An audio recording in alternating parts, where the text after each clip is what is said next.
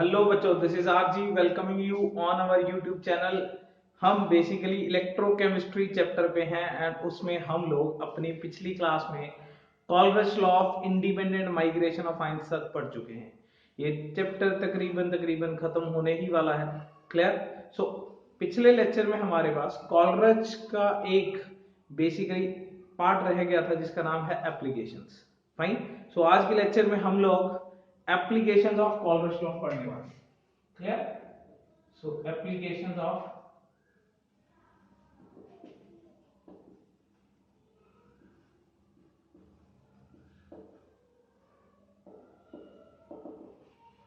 कॉलरश law. Fine. So basically यार आपको मैं थोड़ा सा अगर रिकॉल कराऊं कॉलरश, तो क्या था कि जब इनफाइनाइट डेल्यूशन हो गया होता है, फाइन, जब इनफाइनाइट डेल्यूशन हो रहा होता है या हो गया होता है, तब अल्टीमेटली हर आयन की अपनी एक इंडिपेंडेंट कंडक्टिविटी है। उसे कोई फर्क नहीं पड़ता कि मैं किसके साथ लगा हुआ हूं। फाइन, याद आया कुछ? That is Kohlrausch law of independent migration of ions. Clear? कि भाई क्या चीज है कि जब इनफाइनाइट डेल्यूशन हो जाता है तब हर आयन की अपनी एक कंडक्टिविटी है जो कि अपने को आयन से इंडिपेंडेंट है। उसे कोई फर्क नहीं पड़ता कि मेरा को आयन कौन सा है। क्लियर? तो सबसे पहला एप्लीकेशन वही है जिसके बेसिस पे हमने न्यूमेरिकल भी सॉल्व किए थे। Like it is useful to calculate the limiting molar conductivity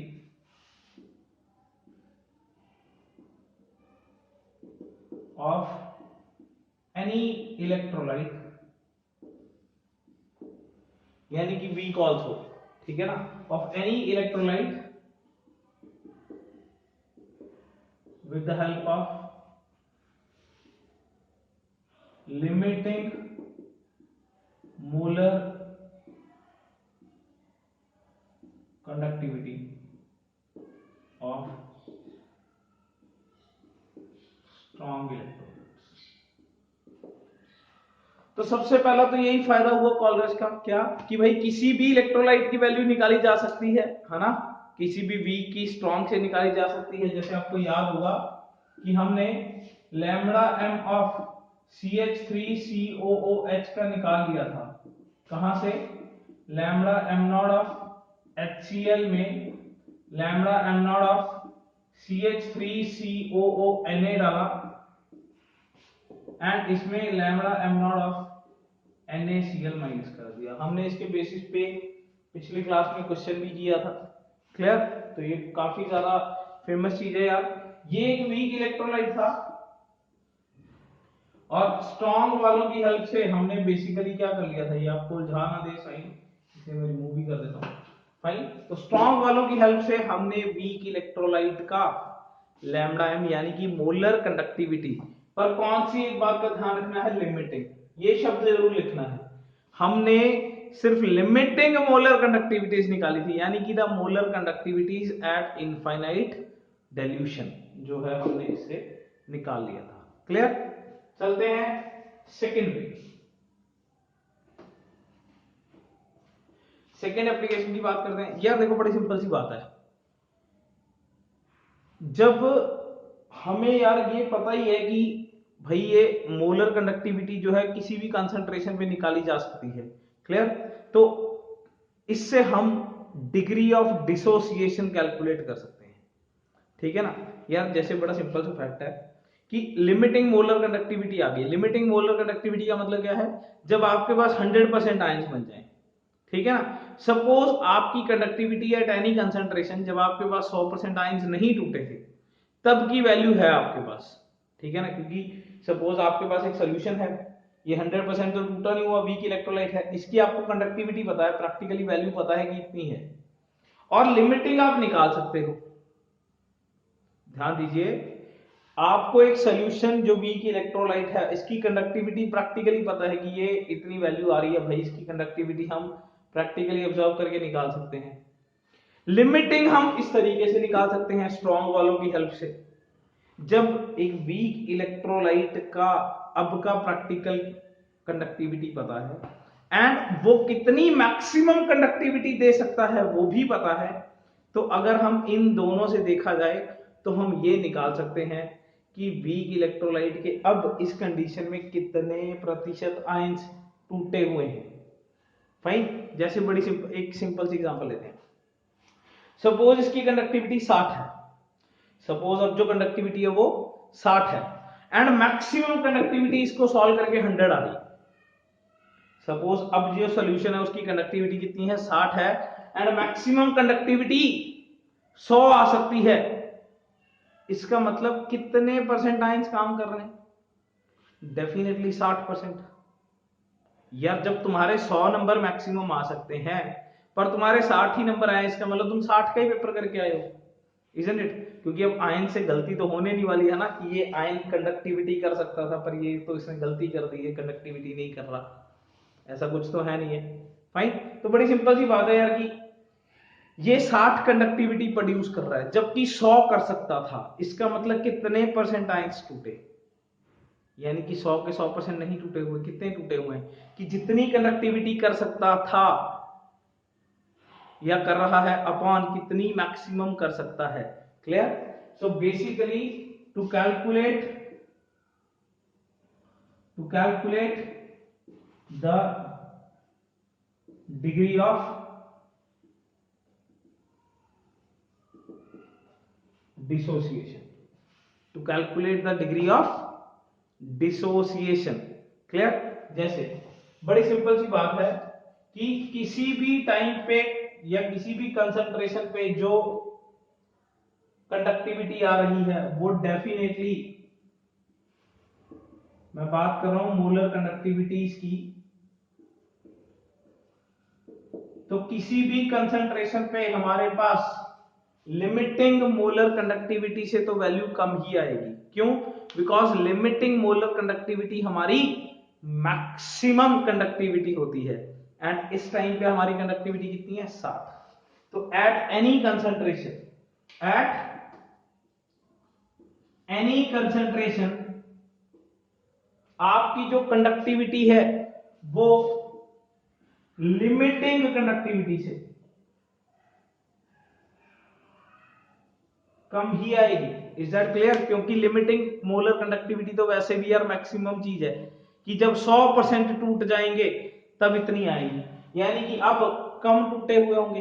तो कितने टूटे हुए होंगे इसको हम क्या बोलते हैं, अल्फा। कितने टूटे हुए होंगे इसको क्या बोलते हैं, अल्फा। यानी कि conductivity, molar conductivity at any concentration upon molar conductivity at infinite dilution. Fine, ये क्या है, lambda C is molar conductivity at any concentration and lambda not क्या है, molar conductivity at infinite dilution. Fine, ये है molar conductivity at any concentration, ये क्या है, लिमिटिंग मोलर कंडक्टिविटी या molar conductivity at infinite dilution. दोबारा से देखिए, अगर आपकी कंडक्टिविटी अभी 60 है, 100 आ सकती है, इसका मतलब आपके सारे आयंस काम नहीं कर रहे हैं। कितने कर रहे हैं, 60/100। अगर आपकी कंडक्टिविटी अभी 80 है, 80 कंडक्टिविटी है आपकी एंड 100 हो सकती है, इसका मतलब कितने आयंस काम कर रहे हैं, 80/100। Is that thing clear? Fine, इसको एक न्यूमेरिकल से सॉल्व करते हैं तो और ज्यादा क्लियर हो जाएगा। अब तक हम दो कॉलर्स के एप्लीकेशंस कर चुके हैं। पहला क्या है, मैक्सिमम लिमिटिंग मोलर कंडक्टिविटी, यानी कि molar conductivity at infinite dilution निकाला जा सकता है एंड सेकंड थिंग हम अल्फा निकाल चुके हैं। क्लियर? कोई दिक्कत? इस दोनों चीजों को यूज करके हम एक न्यूमेरिकल सॉल्व करते हैं, that will be more helpful. Clear?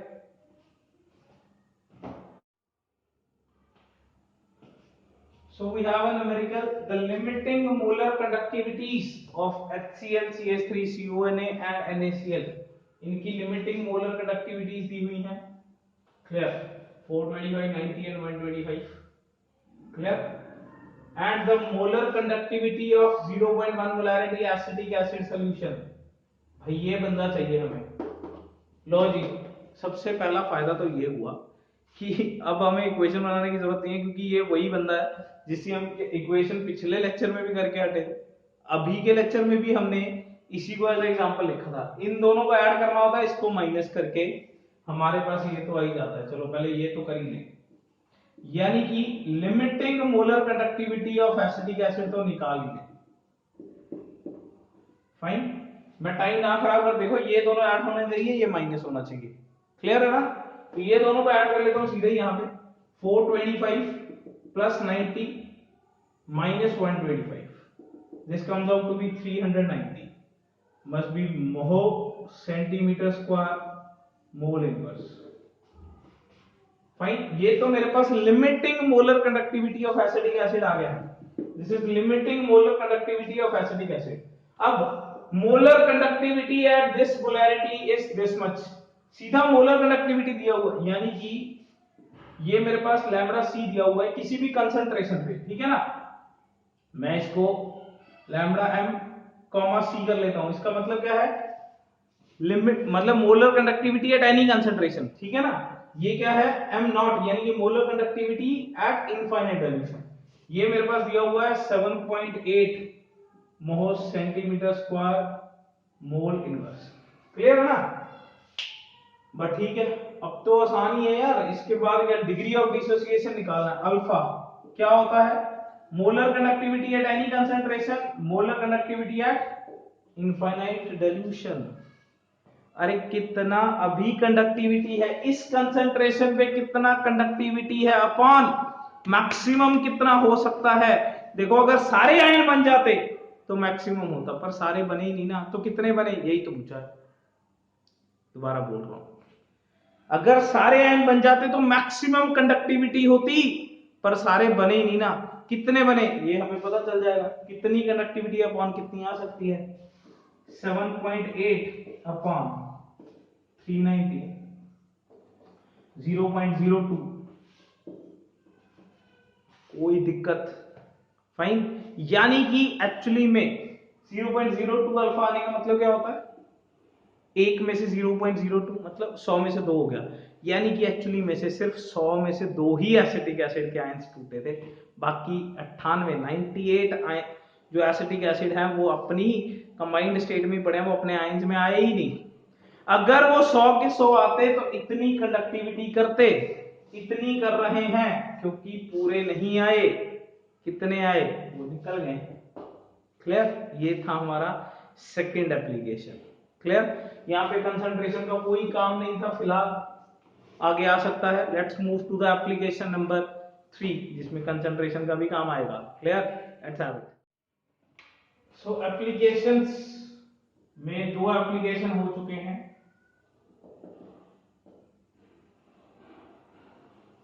Fine, कौन कौन से?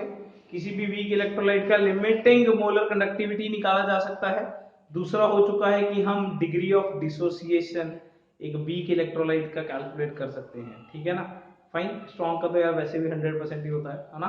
तो वीक का हम क्या निकाल सकते हैं? Degree of dissociation. तीसरा इसके साथ ही जुड़ा हुआ है, वो है determination of dissociation constant for weak electrolyte। हम किसी भी वीक इलेक्ट्रोलाइट का डिसोसिएशन कांस्टेंट निकाल सकते हैं। क्लियर? जैसे वैसे तो यार ये जो है ना, ये डिपेंड करता है कि इलेक्ट्रोलाइट कौन सा है, पर मैं electrolyte for A B calculate करके दिखाता हूं। Clear? Suppose we have the AB electrolyte and ये वीक है तो डेफिनेटली एक इक्विलिब्रियम स्टेट में होगा, यानी कि A plus and B minus में टूटा होगा। फाइन, वीक है 100% तो टूट नहीं रहा होगा, तो जितना भी टूटा होगा वो एक इक्विलिब्रियम स्टेट में एस्टैब्लिश होगा। कोई दिक्कत? अगर मैं बात करूं इनिशियली तो ये क्या होता है? C, ये 0, ये 0, C में से C अल्फा चला जाता है एट इक्विलिब्रियम। याद है ना कौन सा कंसेप्ट कर रहे हैं ये हम? Class 11 chapter number 7 equilibrium. भाई ये जाएगा नहीं है ना, ये साथ में रहेगा आपके।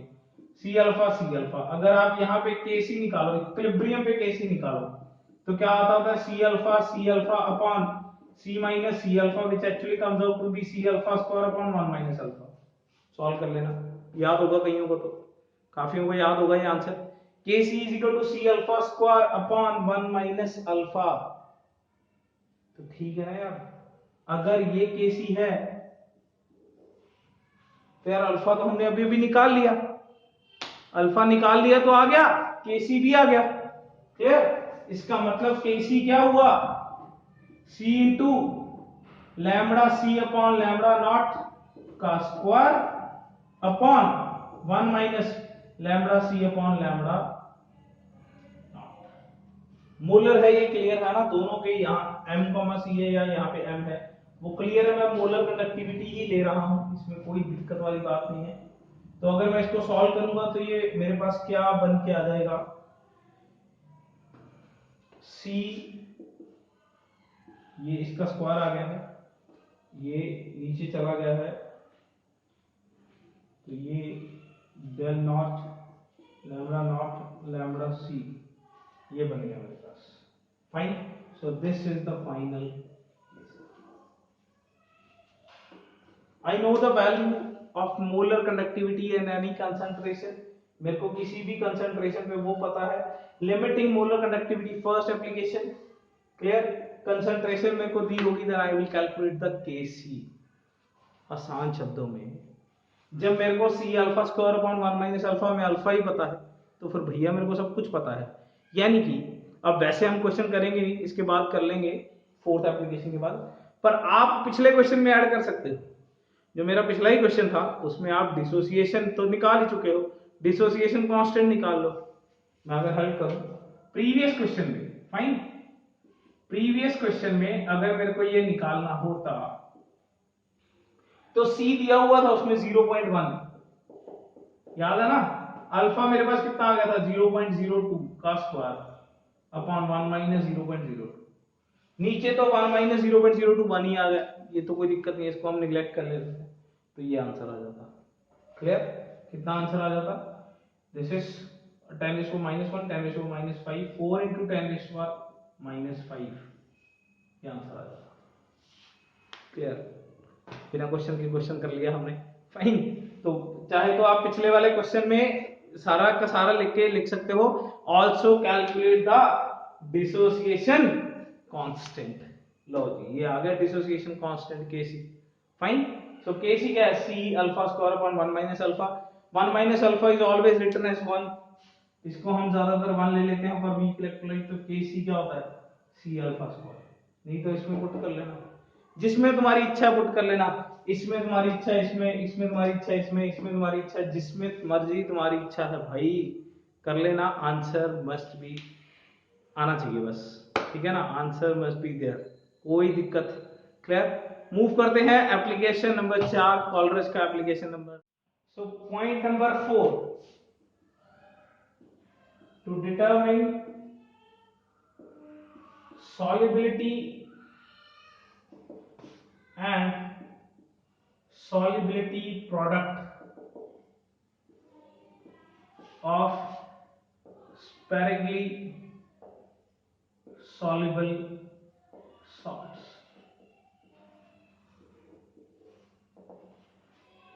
शब्दों से कुछ याद आया? solubility and solubility product, अगर मैं आपको रिकॉल कराऊं, solubility बेसिकली है S, solubility product बेसिकली है KSP, sparingly मतलब very less या very low। कुछ याद आया? Equilibrium, class 11th equilibrium chapter, fine. वो सॉल्ट जो बहुत ही कम खुले हुए हैं, जिनकी कंसंट्रेशन बहुत कम है, वो बहुत ही लेस मात्रा में प्रेजेंट है, यानी कि बहुत ही ज्यादा डाइल्यूटेड हो गए। क्लियर? उनकी हम सॉल्युबिलिटी निकाल सकते हैं। अगर सॉल्युबिलिटी निकाल सकते हैं तो सॉल्युबिलिटी प्रोडक्ट निकाल सकते हैं। भैया ये है solubility and solubility product with the help of of sparingly soluble salts with the help of these Colrush। Fine, so basically है क्या, पहले तो ये समझ लीजिए। एज वी नो, एक बात तो हमें पता है, क्या पता है कि लैम्बडा एम जो है वो बेसिकली कंडक्टिविटी अपॉन कंसंट्रेशन, ये तो क्लियर है ना हमें, फाइन, ये तो हम 2-3 लेक्चर पहले पढ़ चुके हैं, that is lambda M is equal to conductivity upon concentration. Molar conductivity क्या होता है? कंडक्टिविटी अपॉन टोटल कंसंट्रेशन, ठीक है ना। तो ये बात तो हमें क्लियर है। अगर हमारा जो स्पेरेंटली सॉल्युबल सॉल्ट है, इसका मतलब very low concentration of solute या सॉल्ट, है ना। वेरी लो कंसंट्रेशन का मतलब क्या है? Very high dilution, fine. Very high dilution का मतलब क्या है कि यहां लैम्बडा एम, अब लैम्बडा एम ना होके क्या है? लैम्बडा एम नॉट है। क्लियर? अगर मैं इसे सब्स्टिट्यूट कराऊं स्पेरेंटली सॉल्युबल सॉल्ट के लिए, तो लैम्बडा एम क्या बन जाएगा? Lambda am not. And also ये कापा किसका है? ये तो कंडक्टिविटी सॉल्यूशन की है, पर हम बात किसकी कर रहे हैं अब? सिर्फ सॉल्ट की। देखो ये एक यूनिवर्सल फॉर्मूला है, ये बात तो यूनिवर्सल थी हमारे पास पहले थी, ये तो सॉल्यूशन के लिए, ये तो क्या कि भाई molar conductivity of the solution is conductivity of the solution upon concentration of the solution, ये तो था हमारे पास पहले से। क्लियर? अब मैं इसे सॉल्ट के लिए सब्स्टिट्यूट करा रहा हूं।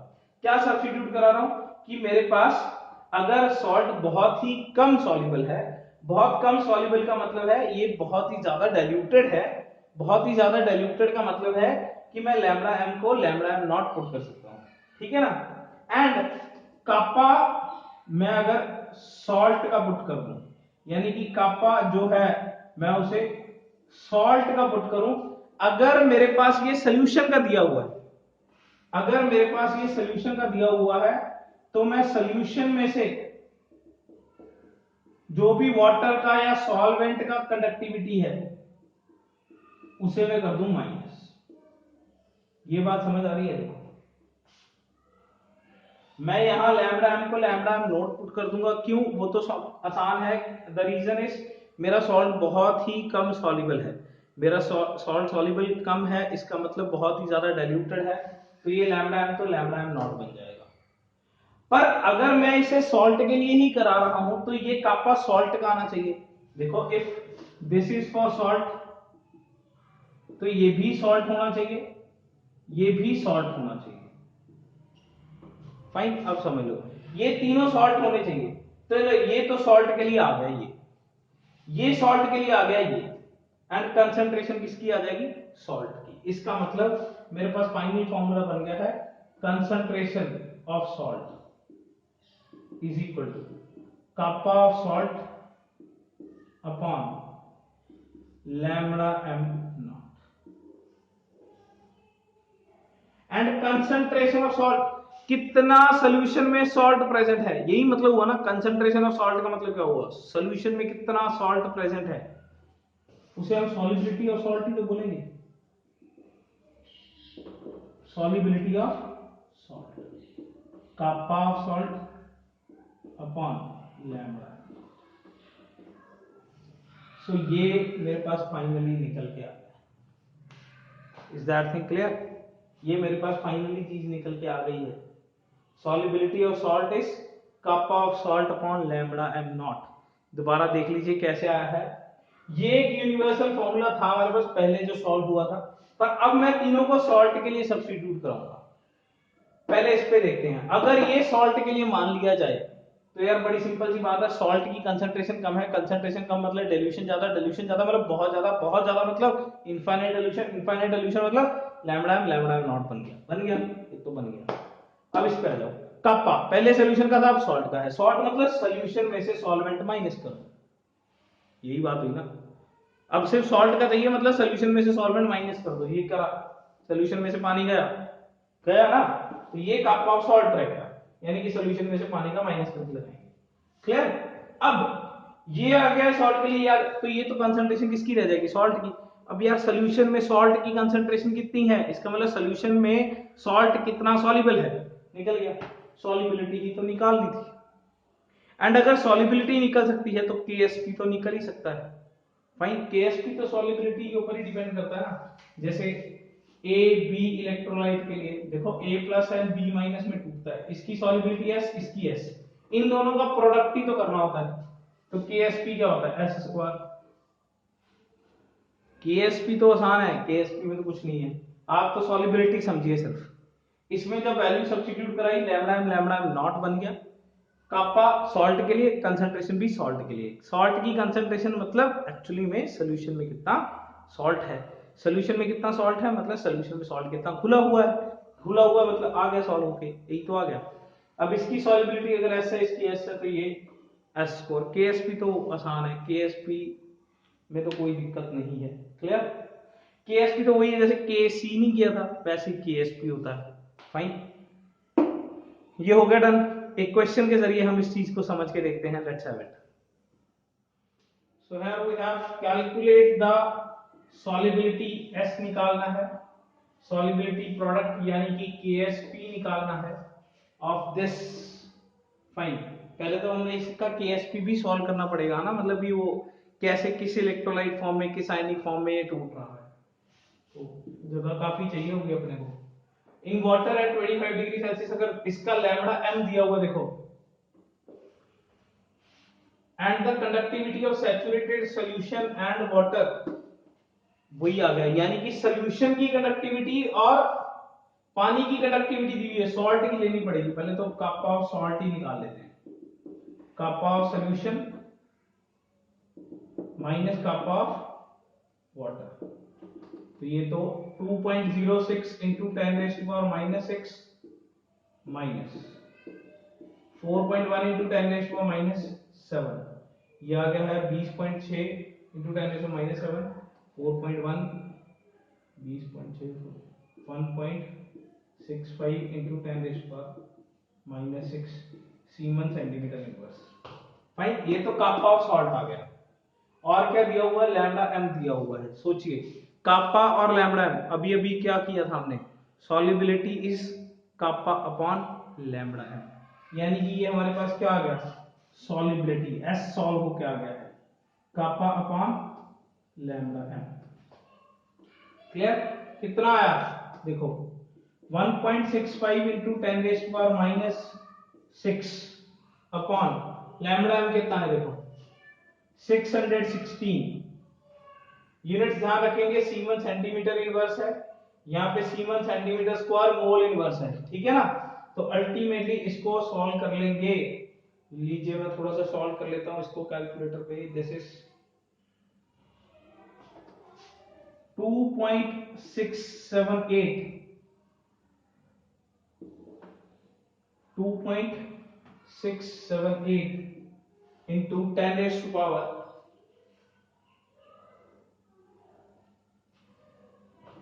-9,